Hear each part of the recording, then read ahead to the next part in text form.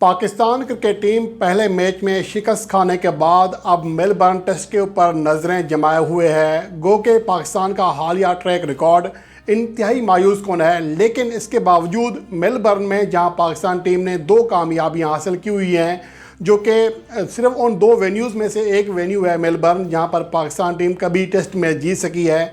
और एशियन एतबार से भी ये ग्राउंड किसी हद तक कहा जा सकता है कि एशियन टीमों के लिए बेस्ट रहा है।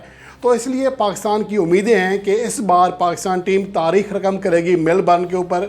लेकिन सवाल ये पैदा होता है कि पाकिस्तान के वो प्लेयर्स जिनकी कारकर्दगी इंतहाई मायूस कुन है, उन्हें क्यों मुसलसल मौके दिए जा रहे हैं, और अगले टेस्ट मैच के लिए पाकिस्तान टीम में कौन सी 3 तब्दीलियां होने जा रही हैं, इसके ऊपर बात करेंगे।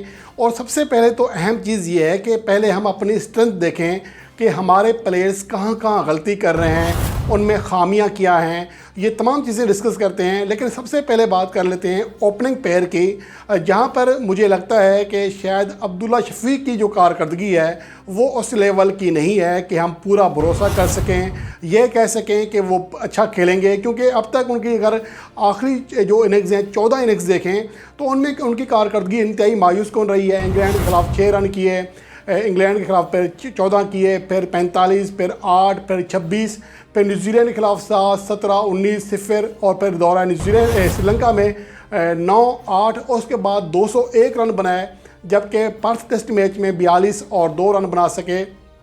तो उनकी कारकर्दगी में तसलसल नहीं है। अगर उनकी डबल सेंचुरी निकाल दें तो आखिरी जो 13 इनिंग्स हैं दीगर जो बचती हैं उसमें सिर्फ 16 की एवरेज से वो 213 रन कर सके हैं, जो कि किसी भी तरह काबिल कबूल कारकर्दगी नहीं है। इसके मुकाबले में पाकिस्तान के पास ऑप्शन है कि सैम अयूब, जो कि पाकिस्तान के एक उभरते हुए खिलाड़ी हैं, हालांकि मैं इस हक़ में नहीं था कि उन्हें ऑस्ट्रेलिया के मुश्किल टूर में उनसे डेब्यू कराया जाए, लेकिन चूँकि हमारे जो दीगर खिलाड़ी हैं उनको भी डेब्यू कराया जा रहा है, फास्ट बॉलर्स को कराया जा रहा है, तो पाकिस्तान के दीगर खिलाड़ियों को उस सूरत में, क्योंकि अब्दुल्ला शफीक से मेरे ख्याल में तेज़ पिचेस पर अच्छी कारकर्दगी की तवक्को करना फजूल है। दौरा न्यूजीलैंड में जहाँ पर वो वाइट बॉल के मैचेस खेले थे, बुरी तरह फ्लॉप हुए थे, उनकी जो भी कारकर्दगी है वो एशियन टीमों के खिलाफ या फिर एशियन कंडीशन में है, एशिया से बाहर उनकी कारकर्दगी बेहतर नहीं रहती है। जहाँ गेंद सीम हो या तेज़ गेंद है या गेंद बाउंस हो, वहाँ पर उनकी जो तकनीक है वो जवाब दे जाती है। तो इस लिहाज से सैम अयूब के ऊपर रिस्क लिया जा सकता है। तो ओपनिंग में मेरे ख्याल में चेंज करनी चाहिए। और इमामुल हक की अगर बात करें तो शायद ये एक ही खिलाड़ी हैं जिनके ऊपर हम किसी हद तक तकिया कर सकते हैं कि उनकी कारकर्दगी कदरे बेहतर है। अगर दिसंबर 2022 से देखें तो इंग्लैंड के खिलाफ 121 रन किए, फिर 48 किए, फिर 0 पर आउट हुए, फिर 60 किए, फिर न्यूजीलैंड के खिलाफ 24 और 96 रन बनाए, फिर न्यूजीलैंड के खिलाफ 83 और 12 रन बनाए, श्रीलंका के टूर में 1, फिर 50 रन नॉट आउट बनाए, फिर 6 रन किए, फिर 62 रन किए इसी टेस्ट मैच में, जो कि हालिया पहला टेस्ट मैच था। पहली इनिंग्स में 62 रन किए, अगली में 10 रन स्कोर किए। तो ओवरऑल उनकी कारकर्दगी पर किसी हद तक इत्मीनान का इज़हार किया जा सकता है और मेलबर्न में वो अच्छी कारकर्दगी दिखा सकते हैं। लेकिन दूसरी जानिब तो ओपनिंग में तो ये तब्दीली आ गई, लेकिन अगली जो 2 पोजीशन हैं ये पक्की हुई हैं, लेकिन इनकी कारकर्दगी पर सवालिया निशान है। शान मसूद कैप्टन बने हैं, ज़ाहिर सी बात है उन्हें खिलाना पड़ेगा, लेकिन उनकी अगर कारकर्दगी देख लें, आखिरी 19 टेस्ट इनिंग्स में सिर्फ 1 50 बनाई है, दीगर 18 इनिंग्स में वो फ्लॉप हुए हैं। इतनी बुरी कारकर्दगी के बावजूद उन्हें पाकिस्तान टीम का कैप्टन बनाया गया है। तो एक तो ये होता है ना कि आपकी कारकर्दगी अच्छी हो, चलें आपके ऊपर प्रेशर कम होता है, लेकिन इनकी कारकर्दगी अपनी भी बेहतर नहीं है, ऊपर से टीम के नतायज भी बुरे आने शुरू हो गए हैं। तो ये मसला है, लेकिन ज़ाहिर है उन्हें रिटेन करना पड़ेगा। इसके बाद बाबर आजम, गो के उनकी कारकर्दगी 2022 तक बेहतर थी, लेकिन अब उनकी कारकर्दगी टेस्ट फॉर्मेट में इंतही ज़्यादा ख़राब हो चुकी है। इसका अंदाज़ा इस बात से लगाया जा सकता है कि आखिरी 8 टेस्ट इनिंग्स में वो एक बार भी 40+ रन्स की हद जो है वो पार नहीं कर सके हैं। लेकिन बाबर आजम एक बड़े बैट्समैन हैं, उनके बगैर पाकिस्तान टीम मैदान में नहीं जाएगी, तो ज़ाहिर है कि उन्हें रिटेन करना पड़ेगा। उसके अलावा सऊद शकील हैं, जो कि इमामुल हक से भी बेहतर तसलसल है उनके अंदर, अच्छी कारकर्दगी दिखा रहे हैं। अगर न्यूजीलैंड के खिलाफ कराची टेस्ट मैच की बात करें, 55 रन बनाए, नॉट आउट रहे, अगली इनिंग्स में वो 125 रन बनाकर नॉट आउट रहे, फिर 22 रन किए और गाल में जो कि श्रीलंका का टूर था 208 रन बनाए, नॉट आउट रहे, फिर 30, 57, 28 और 24 रन आखिरी 5 टेस्ट में बनाए। तो ओवरऑल सऊद शकील की कारकर्दगी पर किसी हद तक इत्मीनान का इजहार किया जा सकता है कि उनसे तवक्को की जा सकती है कि वो अपनी कारकर्दगी को बेहतर बना सकते हैं, इसलिए सऊद शकील को रिटेन किया जाएगा। लेकिन सरफराज अहमद के ऊपर बात है कि न्यूजीलैंड के खिलाफ जो होम सीरीज़ थी, जो कमबैक सीरीज़ थी, उसमें गो के वो आखिरी इनिंग्स में सेंचुरी बनाने में कामयाब रहे।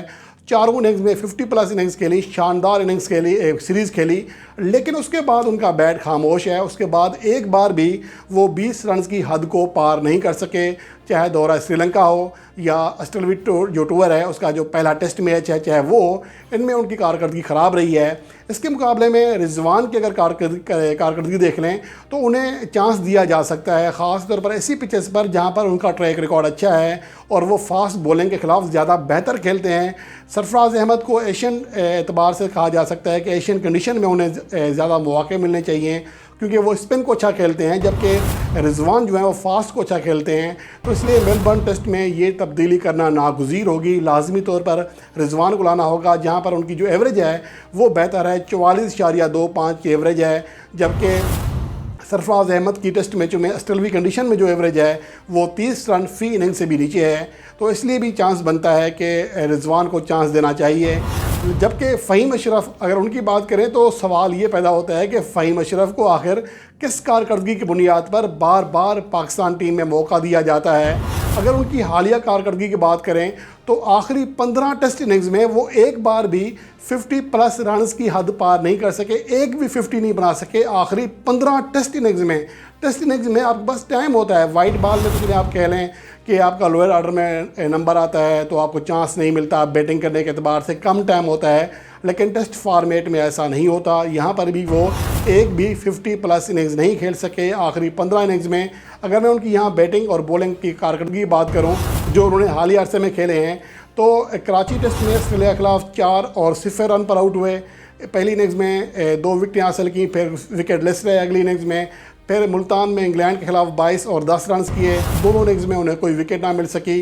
इसके बाद ऑस्ट्रेलवी टीम के खिलाफ जो मैच था उसमें 9 और 5 रन कर सके। पहली इनिंग्स में 93 रन देकर 1 विकेट हासिल की, दूसरी इनिंग्स में वो 37 रन देकर कोई विकेट हासिल ना कर सके, जो कि अभी हालिया पर्थ टेस्ट मैच था। तो उनकी जो आखिरी 7 टेस्ट इनिंग्स हैं उनमें वो सिर्फ 1 विकेट हासिल कर सके हैं, जो कि अभी इस पर्थ टेस्ट मैच में हासिल की थी। जो बंदा आखिरी 7 इनिंग्स में सिर्फ 1 विकेट हासिल कर सका हो, बैटिंग में उसकी 15 इनिंग्स में एक 50+ इनिंग्स ना हो, तो उसको हम किस तरह कह सकते हैं कि ये हमारा ऑलराउंडर है और मेन स्ट्रीम ऑलराउंडर है। तो मेरे ख्याल में तो लाजमी तौर पर फ़हीम अशरफ को अब बाहर का रास्ता दिखाना चाहिए। और अगर उनकी बॉलिंग कारकर्दगी का मज़ीद प्रचार करें, मज़ीद तफसील देखें, तो आखिरी जो 10 टेस्ट इनिंग्स हैं उसमें वो 8 बार विकेट लेस रहे हैं, यानी 10 में से 8 मैचेस में उन्हें 1 विकेट भी नहीं मिली है, और आखिरी 10 इनिंग्स में वो सिर्फ 3 विकेट हासिल कर सके हैं। तो इस कदर बुरी कारकर्दगी के बाद तो हम कैसे उम्मीद कर सकते हैं कि पाकिस्तान टीम बेहतर जाएगी। तो इसलिए मेलबर्न में इब्रार अहमद के खेलने का चांस होना चाहिए। वहाँ पर स्पिनर के लिए थोड़ी बहुत मदद होती है पर्थ के मुकाबले में, और या फिर मोहम्मद वसीम जूनियर को फ़हीम अशरफ की जगह लाया जा सकता है। तो अब जो पाकिस्तान की प्लेइंग 11 बनेगी अगले मैच के लिए, जो होना चाहिए मेरे ख्याल में वो ये हो कि ओपनिंग में अब्दुल्ला शफीक की जगह सैम अयूब हैं, इमाम उल हक को रिटेन किया जाए दूसरे नंबर पर, तीसरे नंबर पर शान मसूद, चौथे नंबर पर बाबर आजम, 5वें नंबर पर सऊद शकील, जबकि 6ठे नंबर पर सरफराज अहमद की जगह मोहम्मद रिजवान, 7वें नंबर पर सलमान अली आगा को रिटेन किया जाए। फ़हीम अशरफ की जगह इब्रार अहमद या फिर मोहम्मद वसीम जूनियर आएंगे। आमिर जमाल को कंटिन्यू करना पड़ेगा, अच्छी कारकर्दगी दिखा रहे हैं। शाहीन अफरीदी बस नाम के स्टार हैं, टेस्ट फॉर्मेट में तो कम अज़ कम उनसे फ़िलहाल बेहतर कारकर्दगी नहीं हो पा रही है, उन्हें रिटेन करना पड़ेगा क्योंकि बड़ा नाम है, नैब कैप्टन भी है और पीछे से भी प्रेशर है कि इस खिलाड़ी को उठाओ, तो इसलिए उनको ड्रॉप करना मुमकिन नहीं है।